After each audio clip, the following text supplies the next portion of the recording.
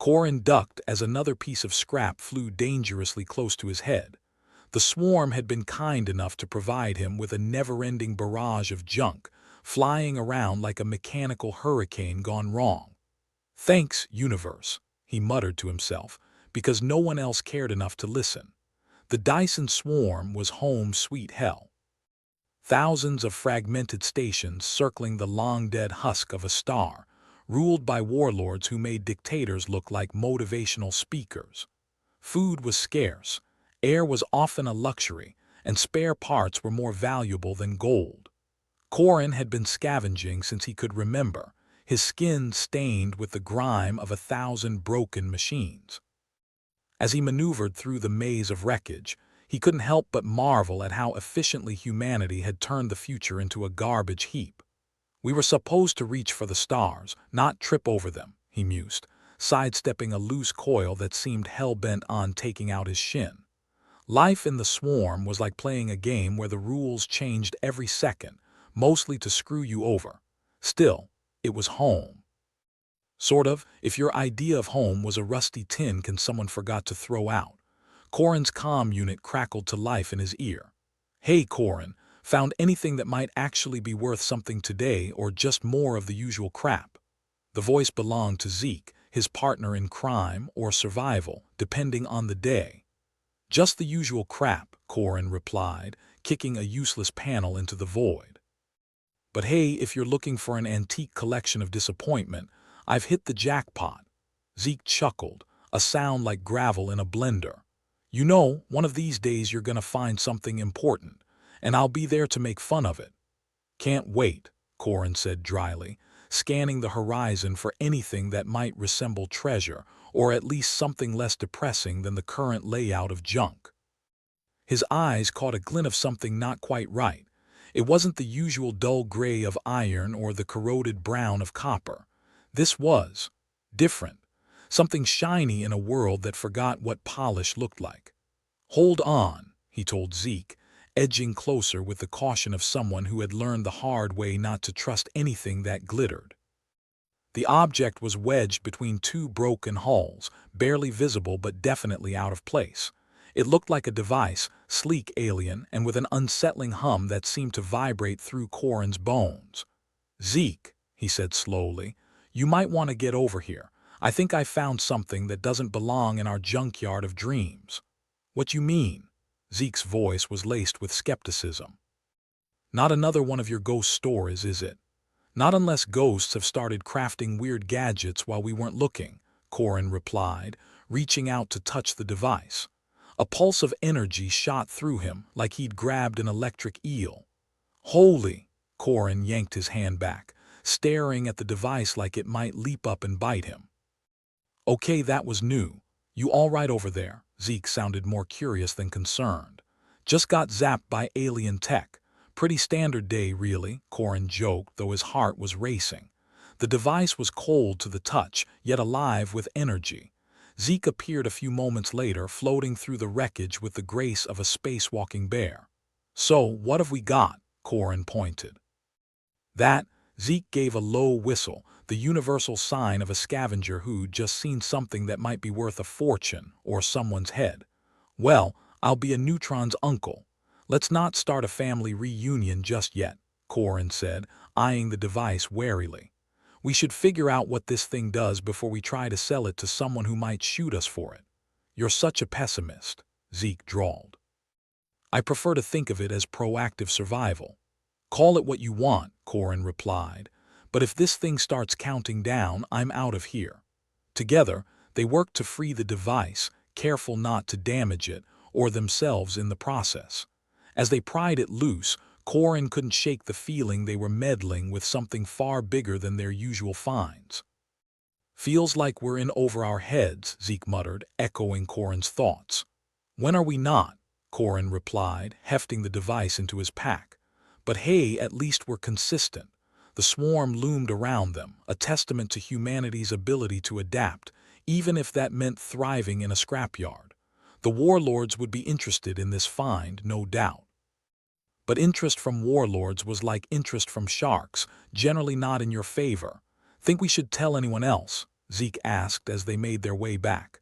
Sure, Corin said, if we want to get shot in the face. So, the usual then. The usual, Corin agreed, wiping sweat from his brow. See you back at the shack. As they floated through the debris, Corin couldn't help but wonder just what the hell they'd stumbled into. Whatever it was bound to be more interesting than their average haul, and with any luck, not the kind of interesting that ended with their untimely demise. Arriving at their makeshift base, a cobbled-together amalgamation of old ship parts and sheer desperation, they set the device on the table, staring at it like two cavemen confronted with a television. So, what's the plan, boss? Zeke asked, crossing his arms. Corin frowned. Well, first we figure out what this thing does. Then we decide if it's valuable or if we should chuck it out into space and pretend we never saw it. Zeke nodded sagely. Sounds like a plan. A bad one, but a plan.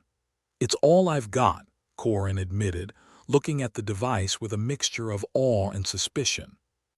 Well, Zeke said with a grin, let's hope it doesn't blow up in our faces.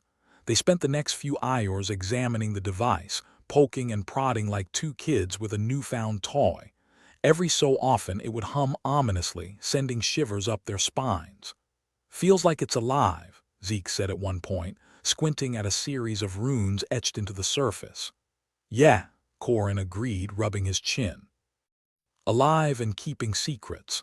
The device was unlike anything they'd ever seen, sleek, with a design that screamed advanced technology. It was both terrifying and exhilarating. Maybe we should call it a night, Zeke suggested at last, eyes drooping. We'll figure it out in the morning when we're less likely to make stupid mistakes. Corin nodded. Good idea. Last thing we need is to accidentally trigger a self-destruct sequence because we were too tired to think straight.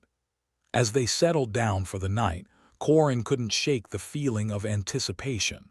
Whatever this device was, it was important. And for the first time in a long while, he felt the distant thrill of possibility. Hey, Zeke's voice was a sleepy murmur. You think this could change things for us? Corin thought for a moment before responding. Maybe, or it could get us killed. Zeke chuckled softly. Same difference, right? Corin smiled in the darkness. Exactly.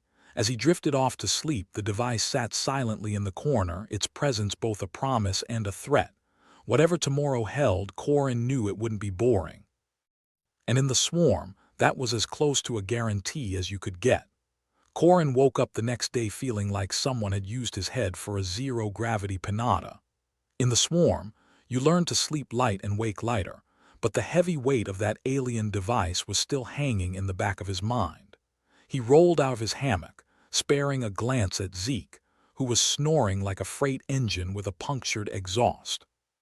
They hadn't been vaporized in their sleep, which was nice, but whatever that damn thing was, it wasn't just a fancy light show.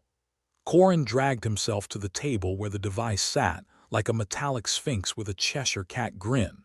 It hadn't moved as far as he could tell, but it was definitely staring at him, or maybe he was just going mad.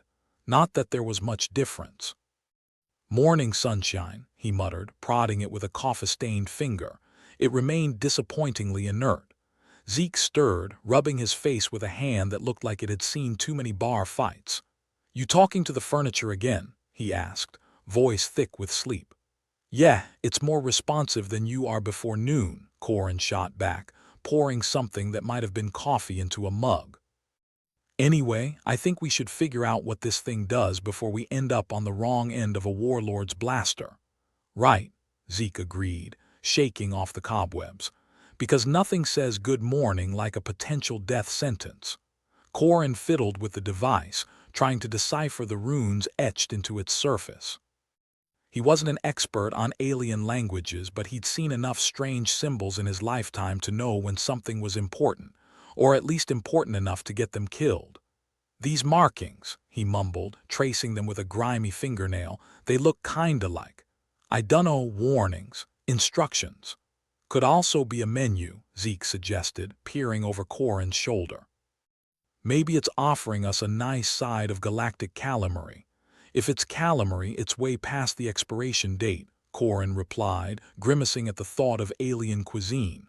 "But still, there's something about this thing. It's got a vibe, you know." "Oh, it's got a vibe, all right," Zeke said, squinting at the device. "The I'm gonna screw up your day kind of vibe." They spent the next few hours trying to coax the thing into doing something, anything. And just when Corin was about to give up and chuck it out the nearest airlock, it flickered to life with a soft hum that sent shivers down his spine. "Corin," Zeke said a little too calmly, "I think you pissed it off." The device projected a holographic display into the air, a swirling vortex of colors and shapes that made Corin's head hurt. As the pattern settled, a cascade of images flashed before their eyes, humans laughing, crying, shouting, fighting. It was like a greatest hits compilation of human emotion, and it left Corin with the distinct impression that they were being studied, dissected under an alien microscope. "Well, that's uncomfortable," Zeke said, scratching his head. "Feels like we're the stars of some alien reality show." "Yeah," Corin agreed, eyeing the swirling hologram warily. "Except we're not getting paid for it." It didn't take long for word to spread. In a place where secrets were as rare as fresh air, a powerful alien device was juicy enough to start a feeding frenzy among the warlords. And as Corin expected, interest from the warlords was less congratulations and more hand it over or die painfully. The first to arrive was Ralvek, whose charisma was only rivaled by his reputation for making heads roll, literally. He was the kind of guy who'd shake your hand and then cut it off for spare parts. "Corin," Ralvek drawled, his voice like oil on sandpaper, "I hear you found something." "Interesting?" Corin met his gaze, trying not to flinch. "Interesting's one word for it." Ralvek chuckled, though there was no humor in it. "You know how things work here. The swarm doesn't have room for secrets." "Funny," Corin replied, leaning against the doorframe. "I thought it was only big enough for egos." Ralvek's eyes narrowed, and Corin felt the temperature drop a few degrees. "I'd watch your tongue, scavenger," noted, Corin said, forcing a smile. "Look, I don't know much about this thing yet. It's some kind of simulation unit. Shows human emotions like a damn soap opera." Ralvek's interest peaked. "And what does it do with this information?" "That's the million-credit question, isn't it?" Corin shrugged. "Best guess, it's studying us." "Why, I have no clue." Ralvek mulled over the implications, a dangerous glint in his eye. "Perhaps it could be useful, or it could blow us all to hell," Corin pointed out, trying to steer the conversation away from potential exploitation. "Then it's settled," Ralvek said, ignoring the warning. "You'll bring it to me once you've figured it out." Corin felt the weight of the command like a guillotine blade over his neck. "Sure, I'll let you know if it starts sprouting legs and walking away." "Good," Ralvek replied, turning to leave. "And remember, Corin, the swarm doesn't abide lone wolves." As the warlord's entourage filed out, Zeke exhaled a breath he didn't realize he'd been holding. "Well, that went about as well as a slap fight with a black hole." "Tell me about it," Corin muttered, turning his attention back to the device. "We need to figure this thing out before someone decides we're more trouble than we're worth." But deciphering alien tech was easier said than done. The device seemed almost sentient, reacting to their presence with subtle shifts in its holographic display. And as days turned into weeks, strange emotional anomalies began to ripple through the swarm. People who'd never done more than grunt at each other were suddenly having heated arguments over nothing. Others were struck by a melancholic paralysis, sitting in corners and staring into the void with the intensity of poets or madmen. The warlords, always eager for a fight, found their tempers flaring with little provocation. "Something's not right," Zeke said one day, watching a pair of scavengers scream at each other over a busted engine part. "I've seen people get riled up before, but this is something else." "Yeah," Corin agreed, frowning. "It's like everyone's on edge, more than usual." "You think it's the device?" Zeke asked, glancing at the alien artifact as if it might leap up and dance a jig. "Wouldn't be surprised," Corin replied, scratching his head. "But figuring out how it's doing it, that's the tricky part." Every attempt to understand the device's workings ended in confusion. The technology was leagues beyond anything human hands had crafted, its inner workings a mystery wrapped in an enigma and topped with a middle finger. "I'm starting to think this damn thing is laughing at us," Zeke grumbled after yet another failed attempt to interface with the device. "Wouldn't blame it," Corin said, rubbing his temples. "We're like cavemen trying to fix a starship with sticks and rocks." Despite the mounting pressure from the warlords and the increasing unrest among the swarm's population, Corin and Zeke found themselves drawn to the device's mystery. It was a puzzle they couldn't walk away from, no matter how much it threatened to unravel them. "Maybe we're going about this the wrong way," Corin said one night, staring at the swirling hologram as if it held the answers to the universe. "Maybe we need to think like it." Zeke arched an eyebrow. "And how exactly do you propose we do that?" "Sprout a few extra limbs and develop a taste for raw data." "I dunno," Corin admitted, laughing despite himself. "But if it's studying emotions, maybe we should focus on the feelings it triggers, not just the tech." Zeke nodded slowly, considering the idea. "So, what? We throw a pity party and see if it joins in." "Something like that," Corin said, shrugging.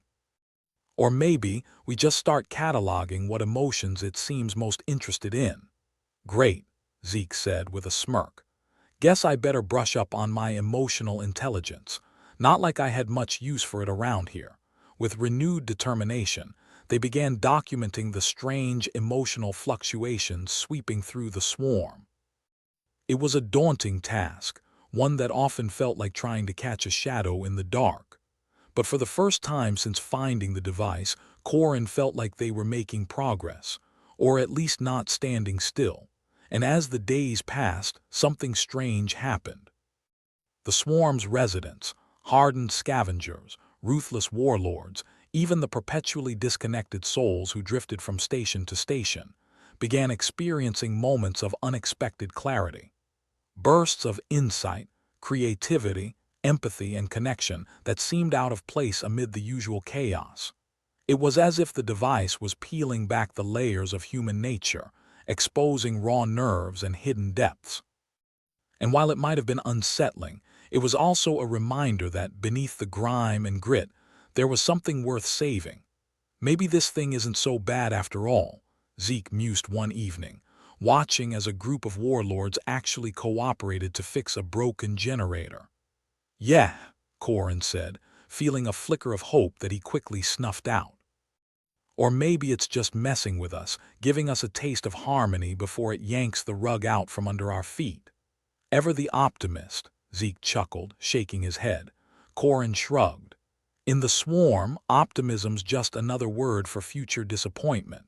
But beneath the surface cynicism, Corin couldn't shake the feeling that they were onto something. That maybe, just maybe, this alien device held the key to something bigger than themselves. Something that could change the course of their little corner of the universe. And as he lay awake that night, staring at the ceiling of their makeshift base, Corin realized that he was no longer just trying to survive. He was trying to understand, to uncover the truth behind the swarm's newfound emotional turbulence. Because in a galaxy that had abandoned hope a long time ago, sometimes the strangest discoveries held the promise of a future worth fighting for, even if it meant risking everything they had. "Hey, Corin," Zeke's voice floated through the darkness, a whisper on the edge of sleep. "You think we're gonna figure this thing out?" Corin thought about it for a long moment before replying. "I don't know. But if we do, maybe we can finally give these warlords a run for their money." Zeke chuckled softly. "Wouldn't that be something?" "Yeah," Corin said, a smile tugging at the corners of his mouth. "It really would." And with that he closed his eyes, drifting off into a sleep that was, for the first time in a long while, free from the weight of the unknown. Corin rubbed his eyes, each blink a reluctant negotiation with the grit and grime that came with sleepless nights. The alien device sat on the makeshift table in their cramped quarters, its holographic displays as infuriatingly enigmatic as ever. He could almost hear it mocking them, its runes twisting like a riddle wrapped in a cosmic middle finger. "Morning, sunshine," Zeke grunted, shuffling in with a mug of recycled something or other. Still dreaming of becoming the universe's first alien therapist. More like the universe's first alien punching bag, Corin replied, yawning. I swear this thing has a vendetta against us. If it did, I'd say it's winning. Zeke slumped into a chair, his eyes lingering on the device with a mix of curiosity and irritation. Think we'll ever crack the damn thing? Only if it wants us to, Corin muttered. And right now it seems content to watch us squirm. Zeke scratched his chin where a rough beard was staging a hostile takeover. Maybe we need fresh eyes on it. Someone who doesn't think in linear human logic. Like who? Corin asked, arching an eyebrow. I don't see an alien tech support hotline springing up anytime soon. There's Xyla, Zeke suggested, as if he were recommending a new brand of protein paste. Corin snorted. Xyla, the rogue warlord who thinks diplomacy is something you do with a plasma blaster. Yeah, but she's got a brain behind that blaster, Zeke said with a shrug. And she's been poking around alien stuff longer than we have. Corin hesitated, weighing the risk. Xyla was infamous in the swarm for her unpredictable nature and mysterious past, but if they were going to get anywhere with this device, they needed all the help they could get. Fine, Corin relented, with the air of someone agreeing to unclog a sewer line. Let's see if she's interested in a little intergalactic mystery. They found her in a dimly lit corner of a station bar, the kind of place that made you grateful the lighting was terrible. Xyla was nursing a drink that looked as lethal as her reputation, her eyes scanning the room like a hawk searching for prey or an exit. Corin. Zeke. Xyla greeted them without looking up, her voice smooth and sharp like a well-honed blade. What brings you to this fine establishment? Thought we'd spice up our lives with a little danger, Zeke quipped, grabbing a seat and plonking himself down with all the grace of a falling satellite. And you're the most dangerous thing we know. Xyla finally looked up, a smirk playing on her lips. Flattery won't make me shoot you any less, but it might make me enjoy it more. Corin leaned against the table, trying to appear casual. We found something, an alien device. It's doing things. Doing things, Xyla repeated dryly. Sounds fascinating or deadly. Could be both, Corin admitted. But it's affecting the swarm. People are acting bizarrely. More bizarre than usual anyway. Xyla's interest piqued, her eyes narrowing. And you want my help to figure it out, or at the very least tell us we're not crazy, Zeke added, grinning. Xyla considered for a moment, then nodded. All right, but if it starts looking like we're dealing with a ticking time bomb, I'm out. I've got enough problems without adding a crater to the list. Deal, Corin said, extending a hand. She shook it, her grip firm and unyielding. Let's see this thing, then. Back at their quarters, Xyla regarded the alien device with a mixture of awe and caution, like a snake contemplating a particularly shiny mongoose. The holograms danced and shifted, their patterns inscrutable yet oddly mesmerizing. This is advanced, she murmured, tracing a finger through the projections. Way beyond anything humans have put together. Tell us something we don't know, Zeke chuckled. All right, she replied, her tone serious. This isn't just a device, it's a test bed. Corin's heart skipped a beat. A test bed for what? For emotion simulation, she said, eyes locked on the swirling holograms. It's studying us, yes, but it's also influencing us, pushing us to emotional extremes. Testing our reactions. And why the hell would it do that? Zeke asked, rubbing the back of his neck, a habit when he was frustrated or confused. Maybe they're looking for something, Xyla said, her expression thoughtful. Or maybe they're just curious. Aliens, right? Who knows how they think? Corin felt a chill crawl up his spine. If this is an experiment, what happens when it's over? When they've got their data, Xyla met his gaze, her expression grim. Worst case, they destabilize human society. Imagine emotional chaos on a galactic scale. Yeah, that sounds like a real party, Zeke said with a disbelieving snort. What's next? They start selling tickets. Corin sat down hard, the weight of the revelation pressing down like a lead blanket. We've got to stop it. How? Xyla asked, crossing her arms.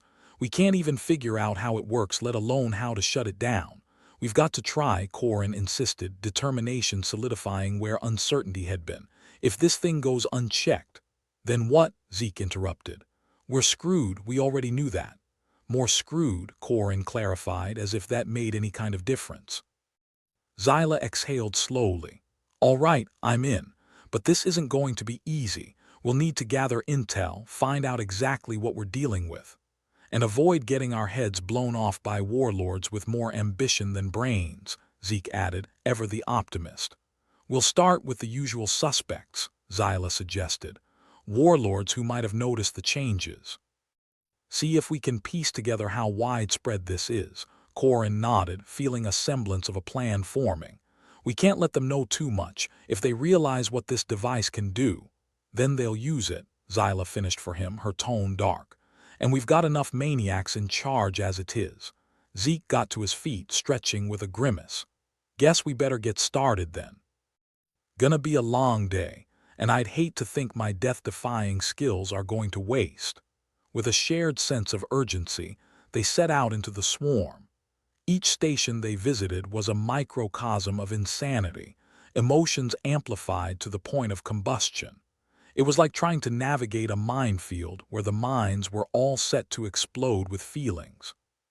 First stop was a station under the iron-fisted rule of Warlord Cregan, a man whose trust issues were rivaled only by his lack of personal hygiene. His quarters were a chaotic mix of weaponry and half-eaten meals, the decor of someone too busy plotting to bother with cleanliness. Corin, Cregan growled in greeting, eyeing them like they'd just tracked in filth on his non-existent carpet. What do you want? Information, Corin said, cutting to the chase. Have you noticed anything strange happening lately? Cregan's gaze flickered to Zyla, a hint of recognition passing through his eyes. Depends on what you mean by strange. People acting out of character, Zyla interjected, her voice smooth yet commanding. Emotions running wild, Cregan snorted, crossing his arms. This place is a powder keg of lunatics. Wouldn't notice if I did. Not even if it was affecting you, Zeke pressed, a sardonic edge to his voice. Say, making you less paranoid. At that, Cregan actually laughed, a harsh bark that echoed off the metal walls. If that were the case, I'd know something was seriously wrong. They left Cregan with little more than a headache and a sense of mounting dread. Each warlord they visited thereafter had variations of the same story. Heightened emotions, unpredictable outbursts, and a growing unease that something was fundamentally off. Well, that's a whole lot of nothing, Zeke muttered after their fifth disappointing encounter. Maybe we're just looking at your standard grade swarm madness. Or maybe it's more subtle than we thought, Corin countered, frustration gnawing at the edges of his patience. If this is all part of some alien experiment, they might be masking the symptoms. Great, Zyla said, her tone dripping with sarcasm. An enemy that's smarter and more technologically advanced than us.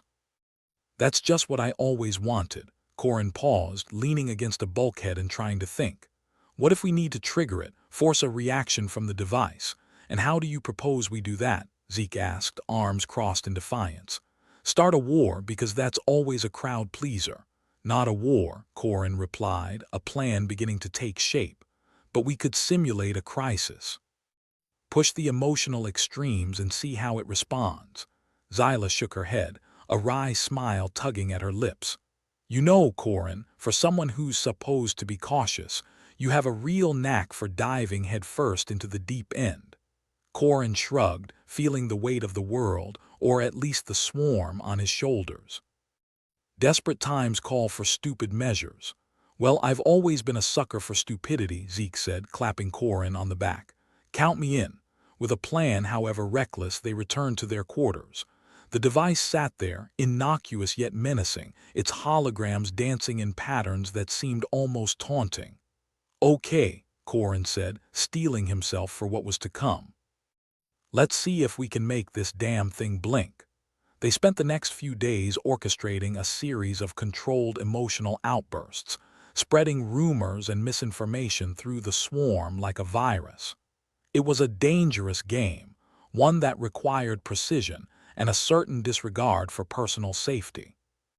The stations buzzed with heightened tensions, accusations flying like stray bullets, alliances forged and broken with dizzying speed. And through it all, the device remained silent, its inscrutable gaze fixed on the chaos it had wrought. Finally, on the third day, a breakthrough. The device's holograms flared to life, the runes shifting with a new urgency. Corin felt a surge of triumph tempered by apprehension. "It's working," he murmured, watching the device with a mixture of awe and dread. "Let's hope we haven't just poked a sleeping dragon," Zyla said, her voice a blend of excitement and caution. "Or a sleeping alien," Zeke added, his grin as sharp as ever. "Because, we could really use another headache." The device's response was as sudden as it was unexpected. A pulse of light, followed by a low hum that seemed to resonate through the very bones of the station. Corin's heart pounded in his chest, adrenaline surging like a wild animal caught in a trap. "What the hell?" Zyla exclaimed, stepping back instinctively. Corin's eyes widened as he realized the implications. I think it's opening a channel." "To what?" Zeke asked, his voice a mix of wonder and fear. "To them," Corin replied, his voice barely a whisper over the device's increasing hum. "To whoever, or whatever, built this thing." The implications were staggering.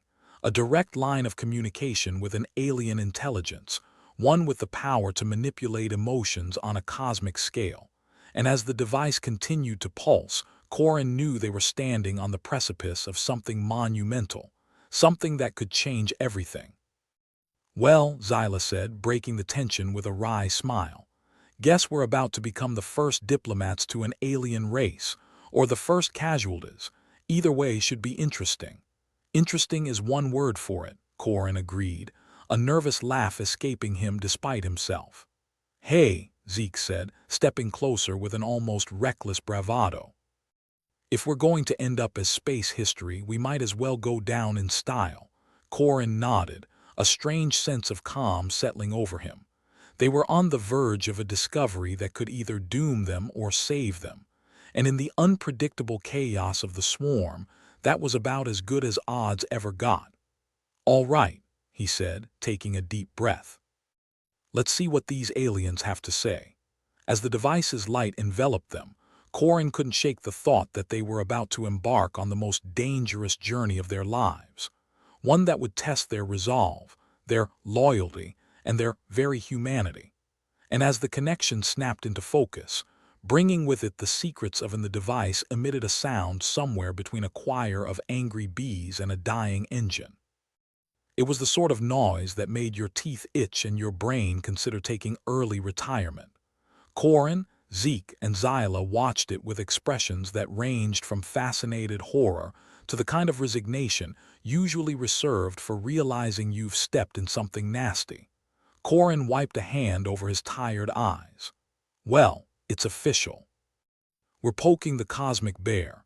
More like kicking it in the nuts and expecting a hug," Zeke muttered, arms crossed over his chest. Zyla rolled her eyes. "At least we know they're home. Now what's the plan? Invite them over for tea." "Yeah, and maybe they'll bring some spare oxygen while they are at it," Zeke added, chuckling darkly. Corin glared at the device, its runes twisting in a rhythm that was far too intentional to be coincidental. "We need to figure out what they're trying to communicate, if they are even trying at all." A sudden pulse, like a shockwave of invisible energy, emanated from the device. It rippled through Corin's mind, an uninvited guest in his thoughts. He stumbled back, clutching his head as a cascade of emotions, rage, fear, confusion crashed over him. "Whoa," Zyla said, steadying him. "You all right there, Corin?" "Just peachy," he grunted, the sensation receding like an unwanted tide. "Feels like someone just tried to edit my brain with a hammer." Zeke, ever the pragmatist, had already fished out his comm unit. "If they're sending out vibes like that, it's gonna make things a hell of a lot worse out there." As if prompted by his words, a distant explosion echoed through the station, a reminder that the swarm was always one spark away from going up in flames. Zeke raised an eyebrow. "See, told you." Corin rubbed his temples, trying to think past the residual migraine. "We need to stop this thing from broadcasting whatever it's broadcasting, before this place turns into an episode of who can kill who first." right? 'Cause nobody authorized that pilot, Zyla quipped, her eyes narrowing at the device. Any brilliant ideas on how to shut it down? Corin hesitated, weighing the risks. We could try disrupting its power source. Cause a feedback loop, maybe. It's risky, but it might work. And also make us explode, Zeke added helpfully. Don't forget the explode part. Fine, Captain Safety. Got any better suggestions? Corin shot back, irritation lacing his words. Zeke shrugged. I dunno, maybe ask it nicely. Turn it off and on again. Zyla snorted. Yeah, because that's worked so well with homicidal alien tech in the past. Suddenly, the device projected a new hologram into the air. It was a map, a complex web of interconnected lines and symbols that seemed to shift and change even as they watched. Looks like it's giving us directions, Zyla observed, tilting her head. Or a really elaborate maze. Corin squinted at the hologram, trying to decipher its meaning. Whatever it is, it's doing more than just talking. Great, so it's multilingual, Zeke said. Now, if only it spoke, stop screwing with our heads. Another pulse from the device sent a fresh wave of emotions, this time a cocktail of anger and distrust coursing through the station. It was like being caught in the middle of a riot without knowing who or what you were supposed to be angry at. Corin grimaced. We need to get this under control before the whole swarm goes completely batshit. Easier said than done, Zyla pointed out. With things getting tense, everyone's on edge. One wrong move and it's civil war. Then we'd better make sure our move is the right one, Corin replied, determination hardening his voice. Let's head to the power core. If we can disrupt the energy flow, maybe we can shut this thing up. Assuming they let us near it, Zeke said, gesturing to the door. We're not exactly on most wanted lists, but a couple of wrong looks and we're target practice. Zyla nodded, her expression grim. We move fast, stay low, avoid the trigger-happy types. With the plan set, they moved quickly through the station's narrow corridors, the oppressive air thick with tension. Every face they passed was a mask of uncertainty, every glance a potential threat. You know, Zeke said conversationally as they ducked into a maintenance shaft, I always imagined my life would end in an interesting way, but getting shot by some paranoid warlord wasn't quite what I had in mind. Maybe you'll get lucky, Zyla replied dryly, and it'll be a stray bullet instead. Comforting, Zeke shot back, though a grin played at his lips. Reaching the power core was its own challenge. The station's heart was a tangled mess of cables and conduits, machinery groaning with the strain of keeping everything functional. The kind of place where one wrong move could send the whole structure into cardiac arrest. Corin eyed the system, wary of the alien device's influence. All right, let's see if we can make this thing hiccup without blowing us to hell. Positive thinking, Zeke said, clapping him on the shoulder. Just like Mom used to say. Your mom also told you not to drink the cleaning fluid, Zyla remarked, checking her tools. And look how that turned out, Zeke smirked. Hey, I turned out fine. Ish. Corin focused on the task at hand, fingers moving deftly over the controls. It felt like trying to defuse a bomb with instructions written in an alien language, which, given the situation, was disturbingly accurate. Okay, he said after a moment. I think I've isolated the main power line to the device. One jolt should. Before he could finish, a squad of armed guards burst into the room, weapons drawn and expressions set to murderous. Stop right there, the leader barked, gun trained on Corin. What the hell do you think you're doing? Maintenance, Zeke said, flashing a grin that was more manic than reassuring. You know how it is, lights flickering, stations exploding. Just another day. The guard narrowed his eyes. This area is restricted, you're coming with us. Great, Zyla muttered under her breath. Just what we needed, more bureaucracy. Corin raised his hand slowly, trying to defuse the situation. Look, we're trying to stop the station from tearing itself apart. That device is messing with everyone's heads, including yours. The guard hesitated, a flicker of doubt crossing his features. It was the only opening they needed. Zyla moved first, a blur of motion that disarmed the nearest guard before they could react. Corin followed suit, ducking under a wild swing and driving his shoulder into another's midsection. "Guess we can't talk our way out of this one," Zeke shouted, ducking under a stray punch.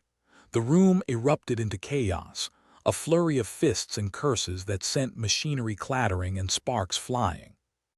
For a moment it seemed like they were outnumbered, outmatched, but desperation has a way of leveling the playing field. Corin twisted out of a hold, grabbing a wrench and wielding it like a makeshift club.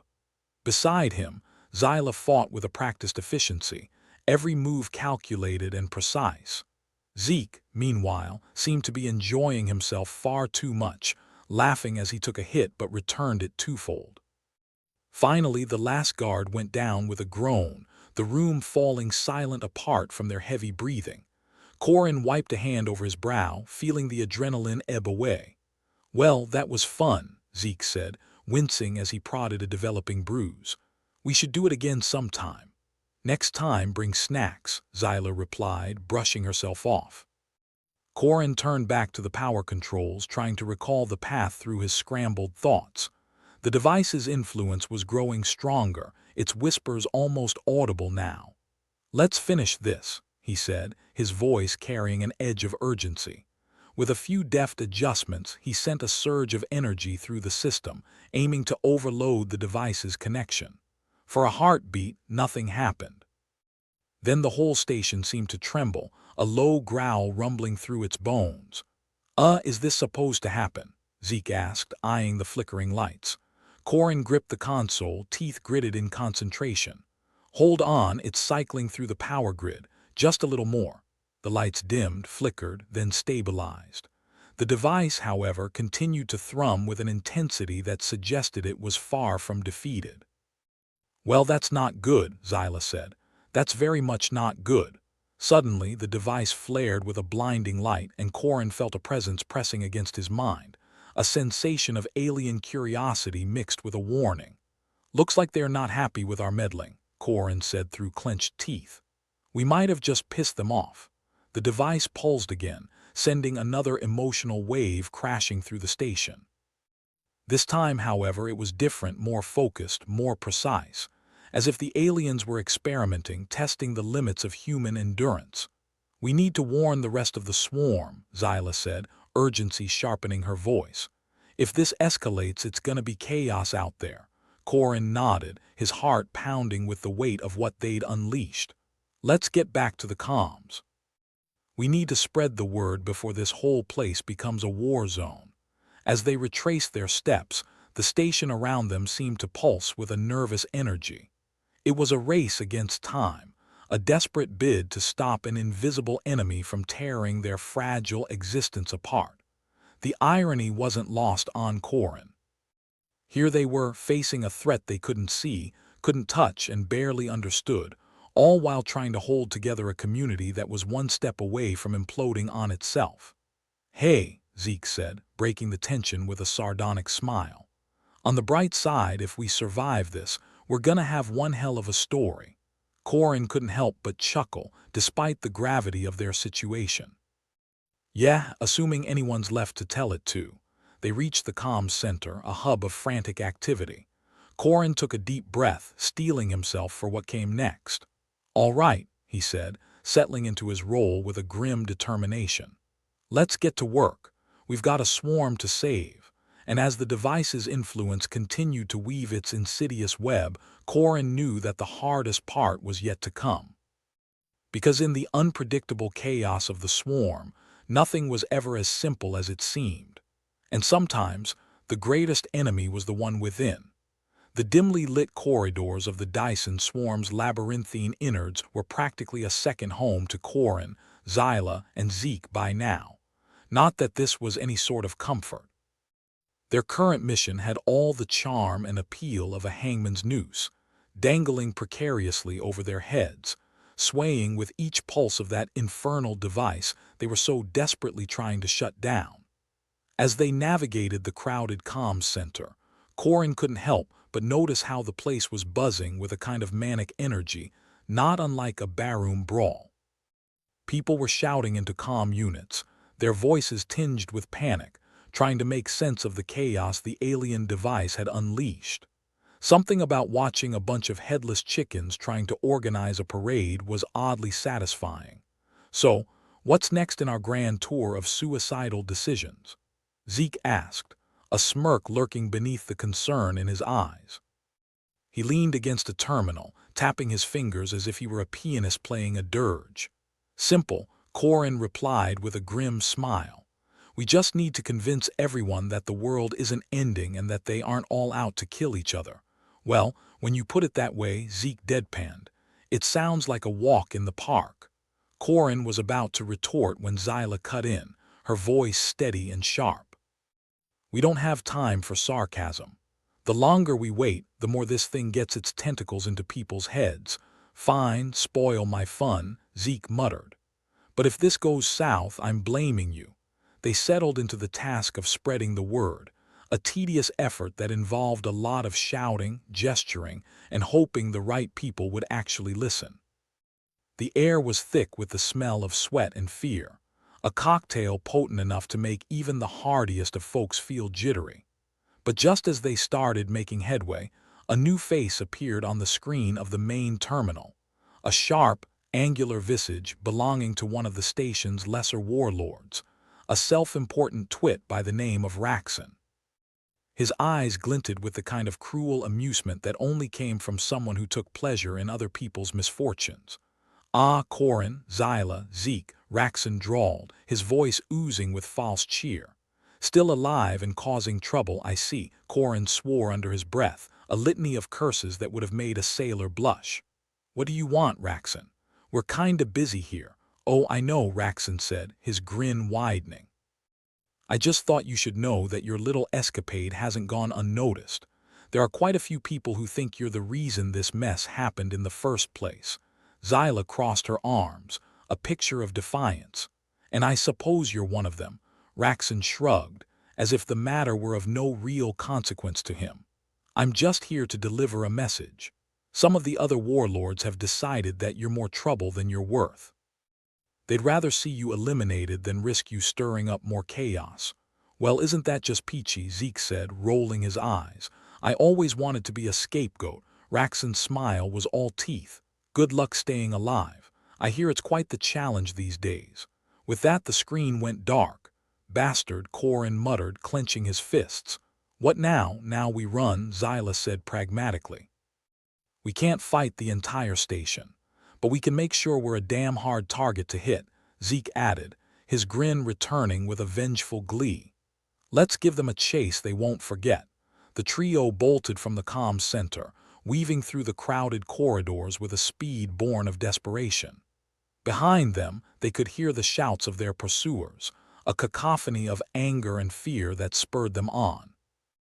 As they ran, the station around them seemed to groan and creak, the whole structure threatening to tear itself apart under the strain of conflicting energies.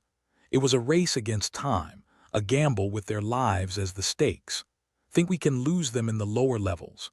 Zeke shouted over his shoulder, the slap of his boots echoing off the metal walls. Worth a shot, Corin replied, breathless but determined. We just need to keep moving. They ducked into a side passage, the walls closing in around them like the jaws of some great beast. The air was stifling, thick with the smell of engine oil and burning circuits. Even the lighting seemed more oppressive down here, flickering and dim, as if the station itself were on the verge of collapse. But just when it seemed like they might actually have a chance, the floor beneath them trembled violently, a deep rumble reverberating through the structure. The device was pulsing again, its influence reaching out like unseen fingers, twisting reality with each wave of psychic energy. Shit, Zyla cursed, skidding to a halt. This is getting worse. Tell me something I don't know, Corin snapped, trying to ignore the pressure building at the back of his skull. It felt like his brain was a balloon being slowly inflated to the point of bursting. Like how we're screwed, Zeke said, leaning against the wall to catch his breath. I think that's pretty obvious. Everyone's turning on each other, Zyla said, her voice tight with frustration. We need to find a way to reverse it. Easier said than done, Corin replied, running a hand through his hair. We're in a no-win situation here. There was a beat of silence, punctuated only by the distant sounds of pursuit and the groans of the station. And then Zeke laughed, a short, humorless bark that was more of a release than anything else. "What's so funny?" Corin asked, eyeing him warily. "Just realized how royally fucked we are," Zeke said, wiping a hand across his face. "And how much I'm enjoying it, yeah," Corin said, a wry smile tugging at his lips. "Well, at least we're not bored," True, Zyla said, a hint of amusement in her tone, "though I'd settle for a little less excitement right now." The sound of footsteps echoed down the corridor, a reminder that their brief respite was over. They were on the move again, darting through the maze of metal and shadows with a single-minded focus. "Any bright ideas?" Zeke asked as they ran, his voice barely a whisper over the clamor. "Just one," Corin said, his eyes set with determination. "We need to get back to the device, back to that cursed thing." Zyla said, incredulous. "You've got a death wish or something, maybe," Corin admitted. "But it's the only way to stop this madness. We need to figure out how to shut it down for good." Zeke nodded, a glint of mischief in his eyes. "Sounds like a plan. A terrible, suicidal plan, but a plan nonetheless." They made their way back toward the power core, their path fraught with danger and uncertainty. The corridors seemed to close in around them, the shadows twisting into grotesque shapes that danced at the edge of their vision. The sound of pursuit grew louder, a chorus of angry voices and heavy boots that echoed through the station like the tolling of a death knell. But they pressed on, driven by the knowledge that there was no turning back. At the door to the power core they paused, listening intently for any sign of movement on the other side. The silence was heavy, a loaded gun just waiting to go off. "Ready?" Corin asked, his hand on the door's control panel. "Born ready," Zeke quipped, though there was an edge of nervousness in his voice. Zyla nodded, her expression as steady as ever. "Let's end this." The door slid open with a hiss, revealing the tangled mass of cables and machinery within. The device sat in the center of the room, its holographic displays flickering ominously, the runes shifting like a living thing. "Here we go," Corin said, his voice tight with tension. They moved swiftly, each of them taking up their positions around the room, their eyes fixed on the device. It thrummed with an energy that was almost palpable, the air crackling with its intensity. "Think we can overload it?" Zeke asked, eyeing the control panel with a mixture of awe and dread. "Only one way to find out," Corin replied, his fingers flying over the controls. As he worked, the device seemed to react, its light pulsing in time with the beat of his heart. It was an eerie, unsettling sensation, as if the thing were alive and watching them, waiting for the perfect moment to strike. "Gonna need more than luck for this one," Zyla muttered, her eyes flicking between the device and the door. The control panel beeped, a shrill sound that cut through the tension like a knife. Corin's heart skipped a beat, his breath catching in his throat. "Got it," he said, his voice barely above a whisper. Just need to activate the override before he could finish. The door slammed open, armed guards pouring into the room with weapons raised. It was a moment frozen in time, the world hanging on a knife's edge between success and failure. "Hands up!" One of the guards barked, his gun trained on Zeke. "Looks like we've got company," Zeke said, his tone dripping with sarcasm. Corin's mind raced, 1,000 thoughts colliding in a frantic scramble for dominance. This was it, their darkest hour, the moment when everything could go to hell in an instant. But even as the guards shouted and the device pulsed with malevolent intent, he knew they couldn't give up. Not now, not when they were so close to saving the station from itself. "Keep them talking," Corin whispered to Zyla, his fingers hovering over the final set of controls. Zyla nodded, her eyes meeting his with a steely resolve. "We can do this." She stepped forward, her voice calm and authoritative. "We're trying to save this station. If you let us shut that thing down, it'll save all our lives." The guards hesitated, uncertainty flickering in their eyes. "Please," Zyla urged, her voice carrying the weight of truth. "You've felt it, haven't you? The way it gets inside your head for a heartbeat, it seemed like they might actually listen." But then a single shot rang out, a crack of thunder that shattered the fragile peace. Corin didn't hesitate. His fingers flew over the controls, activating the override with a final, desperate flourish. The device flared with a blinding light, its energy flooding the room in a torrent of raw, unbridled power.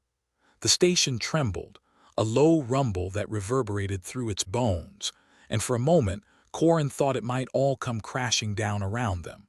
But then the light faded, the device's energy dissipating into the ether like smoke on the wind. The guards lowered their weapons, their expressions dazed and confused, as if waking from a nightmare.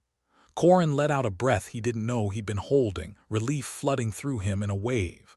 "We did it," Zeke said, his voice filled with disbelief. "Yeah," Corin replied, his heart still racing. "We did." Zyla smiled, a genuine, heartfelt smile that lit up her face. "Now we just have to make sure it stays that way." As the station slowly returned to normal, its systems stabilizing and its people emerging from the haze of the device's influence, Corin knew they still had a long way to go. The swarm was a fragile thing, teetering on the brink of disaster, and it would take more than a single victory to secure its future. But for now, they had hope. And in a place as dark and unpredictable as the Dyson swarm, that was worth more than all the weapons and resources in the universe. "Hey," Zeke said, clapping Corin on the shoulder. "Next time, let's try something a little less life-threatening," Corin chuckled, the sound echoing through the now-quiet room. "Yeah, maybe a card game or two deal," Zyla said, her voice warm and bright. As they left the power core behind, stepping into the light of a new day, Corin couldn't help but feel a sense of accomplishment. They'd faced the darkness and come out the other side, stronger and more determined than ever. And in the unpredictable chaos of the swarm, that was no small feat. Corin stood in the aftermath of chaos, the power core now a quiet, metallic beast slumbering after a monstrous tantrum. He surveyed the room, noting the smoldering wires and the burnt-out smell that hung in the air like a particularly bad decision. They'd managed to pull off a miracle, but it didn't feel like a win.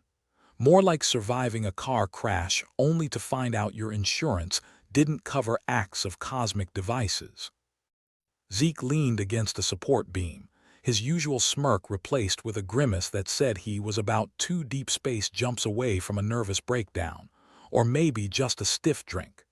"Next time we decide to play hero, remind me to bring a bigger gun and a smaller conscience." "Noted," Corin replied, rubbing at the back of his neck where tension coiled like a nest of snakes. He glanced at Zyla, who was busy rewiring her calm demeanor back into place. "What's the plan now? Go back to pretending life isn't an endless parade of disasters?" "Oh, I think we've got one more disaster in us," Zyla said with a dry chuckle. "But first, let's catch our breath. We've got some time before the station realizes it's not trying to eat itself anymore." "Time, huh?" Zeke quipped, his eyes lighting up with mischief. "I heard that's what separates us from the animals." "Well, that and opposable thumbs. Though I guess that's all out the airlock in the swarm." Corin let out a short laugh, a sound that felt foreign in the grim setting. "Guess we should make the most of it then." They trudged through the station's corridors, dodging sparking wires and the occasional disoriented station dweller. Corin's thoughts were a tangled mess, threading through the events that had transpired like a cat chasing its tail. They disabled the device, but the question that gnawed at him was, for how long? As if reading his mind, Zyla spoke up, her voice cutting through the haze of his thoughts. "You're worried it's not over, aren't you?" "Something like that," Corin admitted. "We've bought ourselves some breathing room, but those aliens won't just sit back and let us dismantle their little mind toy." "True," Zyla nodded, her expression hardening like she was preparing for a fight. "But we've got something they don't: stubbornness." Zeke offered, his tone half joking, half serious. "Because I've got that by the cargo hold full, close," Zyla said, a sly grin spreading across her face. "Resilience. The swarm's a hellhole, but it's our hellhole. We've adapted, survived. That's something no alien tech can replicate." Corin considered her words, a spark of hope flickering to life in his chest. He'd spent so long navigating the Dyson swarm's chaotic corridors that he'd forgotten how good it felt to have a purpose, however suicidal it might be. "You think that's our edge?" Zyla nodded. "They've underestimated us, counted on us tearing ourselves apart, but we're still here, still fighting." "That's something they didn't plan for. Bet they didn't plan for the three of us either," Zeke added, flashing a grin that was all teeth and trouble. "We're practically a force of nature, or a natural disaster," Corin said, shaking his head. "Either way, I'm in." The station's bar was their first stop, a dimly lit refuge that promised a brief respite from the madness. The clientele was sparse, mostly those who hadn't succumbed to the device's whispers or who were too drunk to notice. It was a place of grim camaraderie, where everyone was equally miserable but stubbornly alive. As they settled into a booth, Zeke caught the bartender's eye and mimed a drink order. "I'd say this round's on me, but we all know currency's more wishful thinking than reality here. Just add it to my tab," Corin said with a shrug. "If we survive this, I'll pay you back in whatever's left of our dignity." Zyla chuckled, raising a glass in a mock toast. "To surviving the end of the world." Again, they drank the amber liquid burning a path down their throats, a welcome distraction from the weight of the universe pressing down on them. Corin savored the moment, a rare pocket of peace in the endless storm.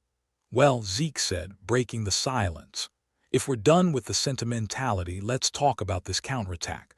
Corin leaned forward, his mind already whirring with possibilities. "We need to hit them where it hurts. Cut off their control at the source." "The control center," Zyla said, her tone all business now. "It's the heart of this operation. We take it out and they lose their grip on the swarm." "Great," Zeke said, clapping his hands together. "Just a quick jaunt through enemy territory to sabotage an alien command center." "What could possibly go wrong?" Corin grinned, feeling the thrill of the challenge ahead. "If we're lucky, everything." They spent the next few hours hashing out the details, their plan taking shape with each passing drink. It was reckless, dangerous, and had a snowball's chance in hell of succeeding. But it was theirs, and in a universe that seemed hell-bent on breaking them, that was something to hold on to. As they left the bar, the weight of their mission settled over them like a second skin. Corin could feel the station stirring, its inhabitants slowly rousing from the device's thrall. He hoped, for their sake, that they'd stay clear-headed long enough for the plan to work. The comms center was their next stop, a chaotic hive of activity that buzzed with manic energy and the smell of burnt coffee. Corin pushed his way through the throng, scanning for familiar faces among the sea of exhausted technicians and shouting supervisors. He spotted Kyle, a wiry man with nerves of steel and the patience of a saint, hunched over a terminal. Corin made his way over, flashing a quick smile. "You holding up, Kyle?" "Like a rusted bolt in a windstorm," Kyle replied, not looking up from his screen. "Heard you had a hand in shutting down the device." "Nice work." "Wasn't just me," Corin said, glancing at Zyla and Zeke. "Team effort. We're looking to make it permanent with a little trip to their control center." Kyle snorted, finally tearing his eyes away from the terminal. "Ambitious. You've got a plan something like that," Corin said. "We could use someone with your skills." "Tempting," Kyle said, rubbing the stubble on his chin. "But I'm more useful here, keeping the comms running." "You need info, I'm your guy." "Fair enough," Corin said, appreciating the man's honesty. "Just keep the line open and let us know if anything changes." "Will do," Kyle said, turning back to his work with a nod. "And Corin, try not to get yourself killed." "No promises," Corin replied, already moving on. With the comms secured, they had one less thing to worry about. The real challenge lay ahead, beyond the safety of the Dyson swarm's familiar corridors. Corin felt a shiver of anticipation run through him, a reminder of why he'd signed up for this madness in the first place. The journey to the alien control center was a blur of adrenaline and poorly made decisions. They slipped through the cracks of the swarm's defenses, skirting patrols and weaving through the labyrinthine corridors like ghosts in the machine. Corin felt the weight of each step, the knowledge that one wrong move could spell disaster. But they pressed on, fueled by the stubborn determination that had seen them through every challenge the universe had thrown their way. Each obstacle was met with a cynical quip and a reckless abandon that bordered on madness. As they approached the control center, Corin felt his heart rate kick up a notch. The familiar rhythm of battle, the anticipation of what lay around the next corner. It was a dance he knew well, the choreography etched into his bones by years of scrapes and near misses. "Ready?" Zyla asked, her voice barely a whisper above the hum of the station. "Born ready," Corin replied, echoing Zeke's earlier bravado. It felt like a lifetime ago. Zeke grinned, his expression one of wild anticipation. "Let's go make some space noise." They moved as one, slipping into the control center with all the subtlety of a sledgehammer. The alien machinery loomed before them, a twisted mass of unfamiliar tech that thrummed with a sinister energy. "Looks like a giant circuit board threw up in here," Zeke observed, eyeing the setup with a mix of awe and disgust. "Focus," Zyla said, already at work scanning the room for any signs of threat. "We've got a job to do," Corin nodded, diving into the chaos with a grim determination. The alien tech was foreign, its controls a tangle of runes and symbols that defied comprehension. But he wasn't about to let that stop him. He'd learned long ago that when it came to the universe, persistence was often more valuable than understanding. He set to work, his fingers flying over the controls as he searched for a way to disrupt the system. It was a delicate balance, a game of chance played with stakes higher than he cared to think about. But he'd always been one for high-risk, high-reward scenarios, mostly because he was too stubborn to back down.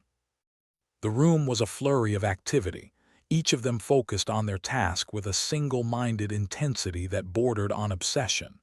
Corin could feel the pressure building, the weight of the alien system resisting his every move.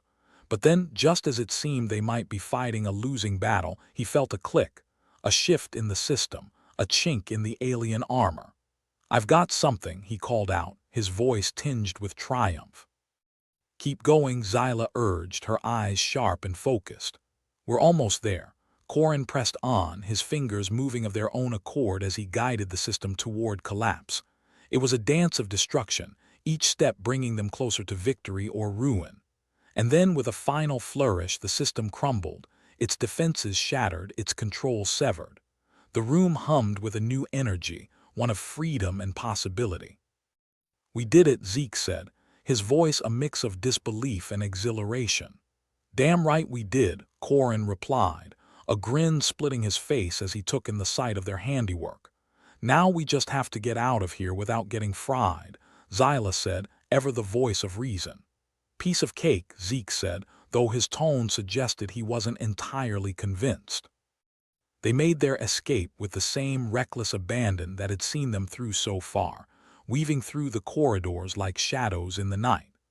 Corin felt the thrill of the chase, the rush of adrenaline that came from daring the universe to take its best shot.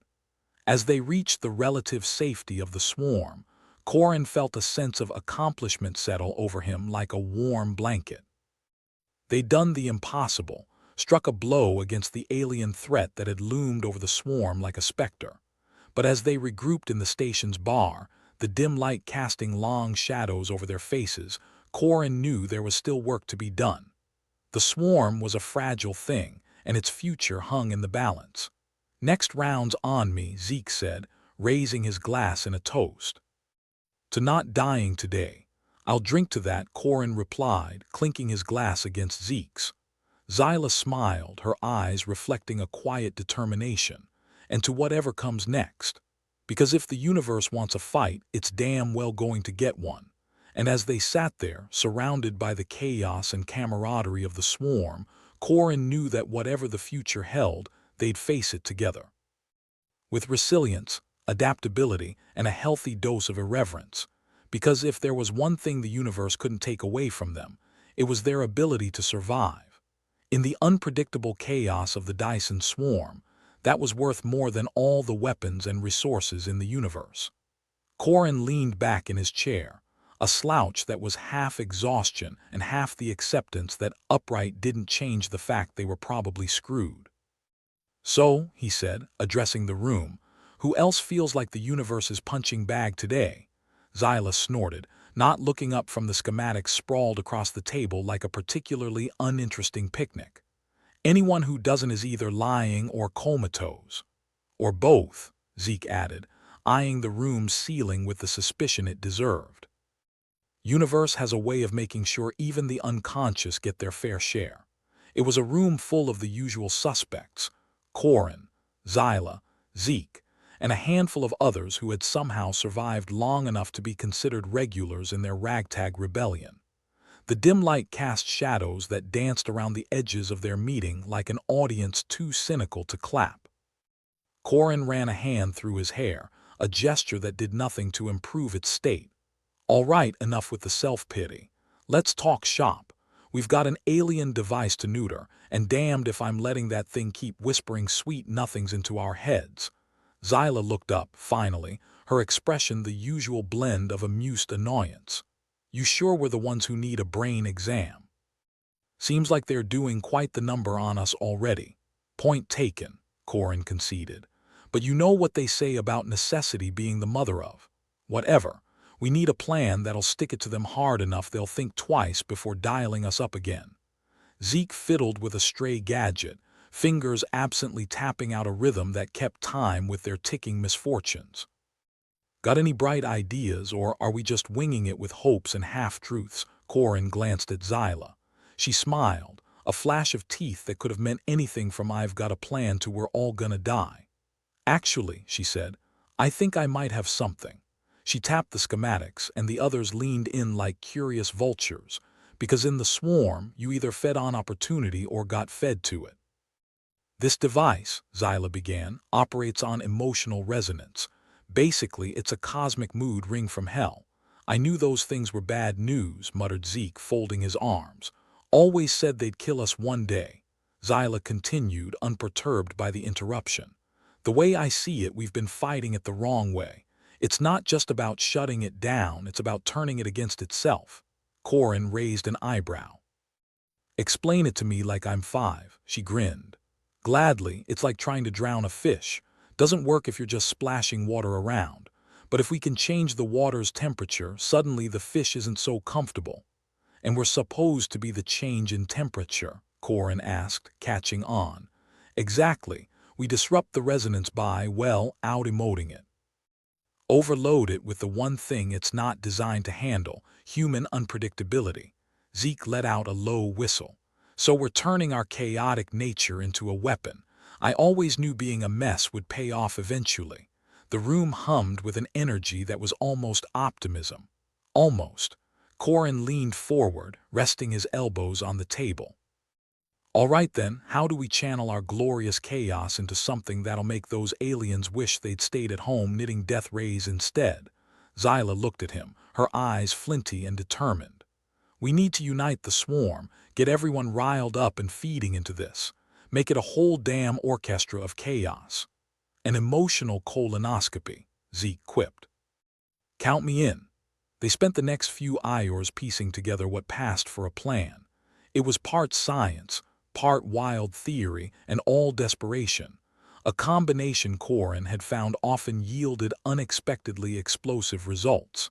As they mapped out their emotional assault, the reality of it became less of a fever dream and more of a solid strategy. They would use the comm units, those precious lifelines in the swarm, to coordinate, rallying the inhabitants into a crescendo of raw, unfiltered humanity. Corin knew it wasn't just about volume. It was about hitting the right notes. Anger, fear, hope, despair. They would mix it all into a cocktail so potent it would leave the alien device reeling, unable to process the tidal wave of conflicting signals. "Do you really think it'll work?" Zeke asked as the hour grew late and their energy flagged. Corin shrugged. "No idea, but we've got a choice between trying it or curling into a ball and waiting for the end. And I'm not really the ball-curling type." Zyla nodded. "Besides, if there's one thing we're good at, it's being a pain in someone else's posterior."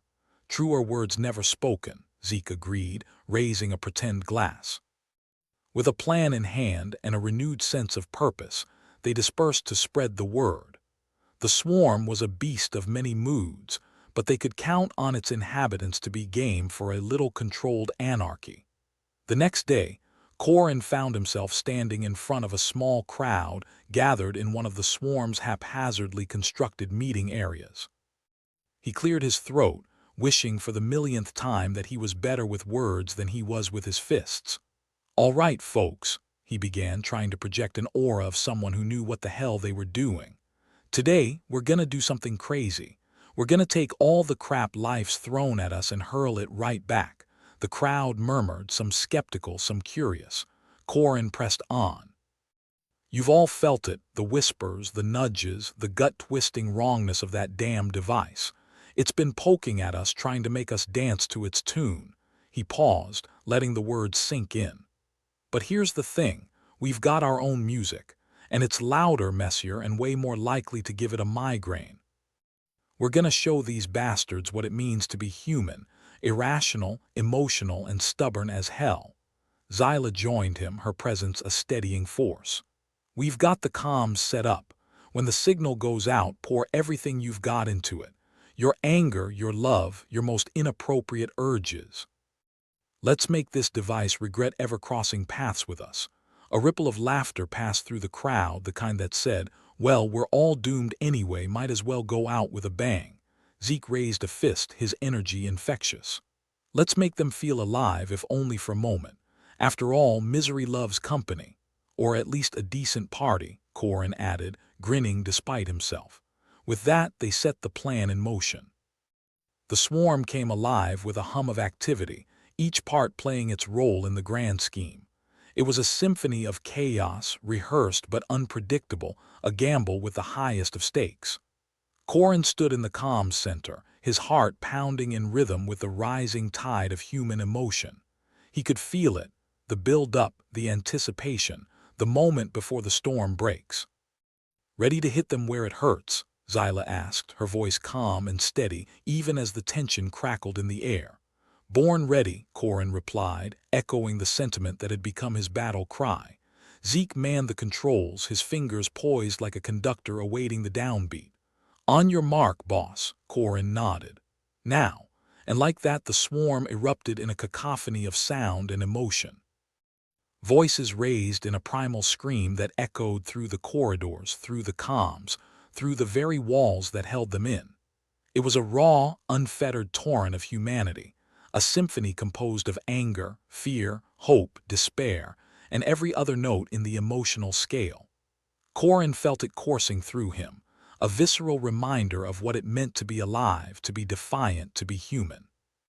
It was a gamble, a reckless bet against odds that were never in their favor. But as the minutes stretched on and the device's hold began to weaken, he knew they had something the aliens couldn't simulate or predict. The room trembled with the force of their collective will, a testament to the resilience that had carried them this far. Corin watched as the device's influence faltered, its signals garbled in the face of overwhelming human emotion. "We're doing it," Zeke breathed, eyes wide with disbelief. "We're actually doing it." Zyla's eyes glinted with a fierce pride. "Never underestimate the power of pure, unadulterated human chaos." Corin grinned, feeling the weight of the universe lift, if only for a moment. "Let's finish this." And so they did, riding the wave of their own creation, steering it towards the heart of the alien control. It was a victory born not of technology, but of something deeper, something the aliens had never accounted for. It was the simple, stubborn refusal to be anything but human, flaws and all. As the storm finally subsided and the device lay dormant, Corin felt a quiet triumph settle within him. They had done the impossible, turned their greatest weakness into their greatest strength. The swarm was theirs once more, not because they had outsmarted the aliens, but because they had outlived them in spirit and will. Zyla clapped Corin on the shoulder, her smile as weary as it was bright. "So what now?" he shrugged, the weight of responsibility a familiar if unwelcome companion. Now we get a drink. Then we figure out how to keep this mess from falling apart all over again." Zeke laughed, the sound a balm to their frazzled nerves. And here I thought saving the universe would be the hard part. As they walked back towards the bar, Corin couldn't help but feel a twinge of hope among the cynicism. They had proven something today, something the universe would have to reckon with. They were human, and they weren't going anywhere. Corin had long since learned that after any monumental victory, the universe had a way of reminding you just how monumentally screwed you still were. He stood at the makeshift bar, looking over the haphazard assembly of Dyson Swarm's finest, or at least, the ones sober enough to stand, and contemplated the fine art of not giving a damn. The buzz of muted conversations, occasional laughter, and clinking of makeshift metal mugs created a symphony of chaos that was oddly soothing. Zyla leaned against the bar, nursing something that was 1 part whiskey, 2 parts gut rot. "How's it feel being the hero of the Ior?" she asked, her voice carrying that mix of sarcasm and genuine curiosity she'd mastered. "Like being the tallest midget," Corin replied, taking a swig of his own drink, a concoction that tasted like it was trying to forget what it once was. "But let's not get ahead of ourselves. There's still the small matter of keeping this place from collapsing into another civil war." Zeke, fiddling with a gadget that could have been a radio or a bomb, often hard to tell with him, chimed in. "You know, I'd have bet good money that Unity would have been the first casualty in this mess." "Shows what I know, yeah. Well, desperate times and all that," Corin said, watching as the crowd in the bar shifted, cliques forming and breaking like schools of fish. "We showed them what we're made of: guts, bile, and a hefty dose of spite. And they liked it, apparently." Zyla smirked. "Strength in numbers, provided the numbers don't get too clever and start stabbing each other in the back." Corin nodded. It was a delicate balance, keeping the hawks from gouging each other's eyes out. But for now, the common threat had united them, a temporary glue holding together the fractious elements of the swarm. Their moment of triumph hadn't gone unnoticed by the warlords, each one a self-proclaimed monarch of their own little slice of hell. They'd been watching, sizing up the rebellion's success like a merchant appraising a shoddy rug. Corin's comm unit beeped, pulling him from his thoughts. It was an invitation, more like a summons from the most notorious of the warlords, a meeting to discuss terms. He rolled his eyes. "Think I'm about to get a job offer?" Zeke snorted. "Better not be selling out, boss. I'd hate to have to tinker with your air supply." "Relax," Corin shot back. "I'm more interested in seeing how they plan to spin this to their advantage. Well, let's make sure they don't forget who kicked the hornet's nest in the first place," Zyla added, her tone half joking, half deadly serious. Yeah, keep the rabble roused and all that." Corin drummed his fingers on the bar for a moment, then straightened. "Guess I've got a date with destiny, or at least with some very unpleasant people." "Don't get too excited," Zyla said, clinking her mug to his. "They're still bastards even when they are friendly." "Wouldn't have it any other way," Corin replied, waving over one of the bartenders, who were more like booze facilitators, to settle his tab such as it was. "Keep our seat warm. I'll be back before you can say hypocritical truce." The corridors of the Dyson swarm were a patchwork quilt of metal and madness. Corin navigated the maze, his mind flicking through potential conversations, counter-arguments, and escape routes. Because in the swarm, you never knew when a meeting might turn into a shootout. The warlord's meeting room was a joke in bad taste, a mockery of a regal chamber, all rusty thrones and flickering lights that made you wonder if the power would cut out mid-conversation.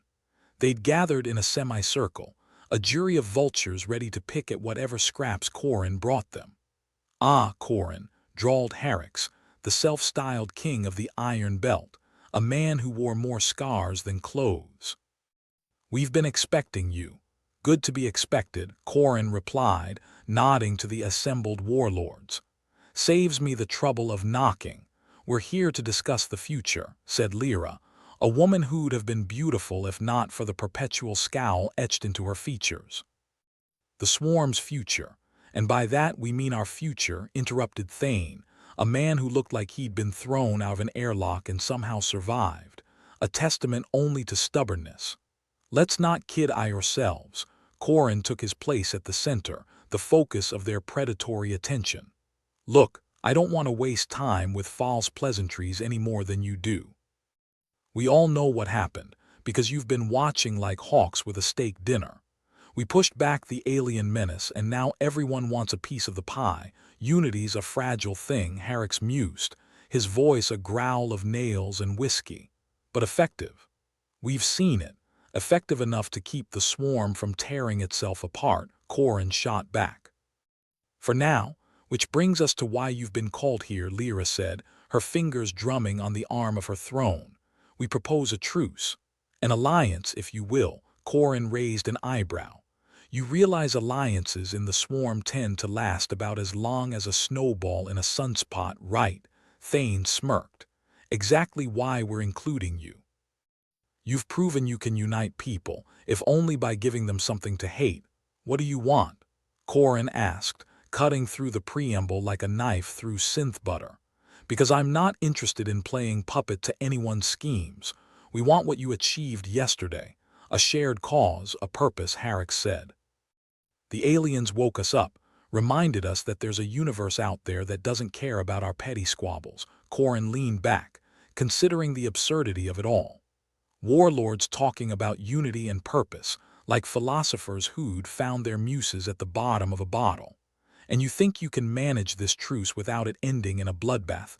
Lyra's scowl softened, if only slightly. "We think it's worth a shot. Better to make enemies of the stars than each other." "Well, when you put it like that," Corin said, rubbing his chin thoughtfully, "I suppose I'm in. But on one condition. If this goes south, I get to say I told you so." Thane laughed, a harsh bark that echoed off the metal walls. "Deal. So, great leaders of the swarm," Corin said, spreading his arms wide in mock grandeur. "What, pray tell, is our next grand adventure?" "We rebuild," Harrix said, his voice taking on a rare edge of sincerity. "We strengthen our defenses, fortify the alliances. And then we look outward, outward." Corin echoed, feigning surprise. "You mean there's more to life than recycled air and perpetual paranoia? There's an entire universe to explore," Lyra said, her eyes gleaming with a mixture of ambition and something else. "Hope, maybe. And like it or not, we're part of it. Expanding the swarm's limits," Thane added, turning our collective chaos into an edge. Corin felt a grin tug at his lips. "Sounds like a mad plan. Which means it might just work." With the meeting concluded and a tentative agreement between the most unlikely of allies, Corin returned to the bar. The tension in his shoulders eased slightly as he rejoined Zyla and Zeke, both of whom were eager to hear how things had gone. "So, how'd it go?" Zyla asked, handing him a fresh drink.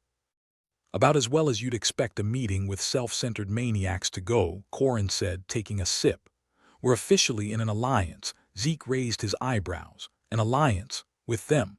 Did hell freeze over while I was tinkering? More like they figured out they can't kill anyone if they're all dead themselves," Corin replied.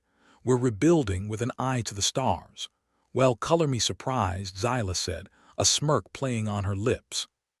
"So we're explorers now, looks like it," Corin said, feeling the weight of the moment settle in. "But first we keep this place from falling apart." Zeke chuckled. "There's the Corin I know. Can't let anything happen without a healthy dose of skepticism." "Hey, it's what keeps me young," Corin replied with a wink. The Dyson swarm was alive with a new kind of energy, a cautious optimism mingling with the ever-present undercurrent of danger. And as Corin looked out over the assembled rebels, warlords, and everyone in between, he felt a strange sense of peace. They were a ragtag collection of misfits, held together by ambition and necessity, but they were his ragtag collection of misfits. And for now, that was enough. "So," Zyla said, raising her mug in a mock toast. "To the future. Whatever the hell it might bring." "To the future," Corin echoed, the words both a challenge and a promise. As they sat together, sharing stories, laughter, and the occasional grim observation about their chances of survival, Corin realized something important. They weren't just survivors. They were the living embodiment of what it meant to be human, resilient, stubborn, and just crazy enough to bet against the odds. And maybe, just maybe, that would be enough to see them through whatever came next.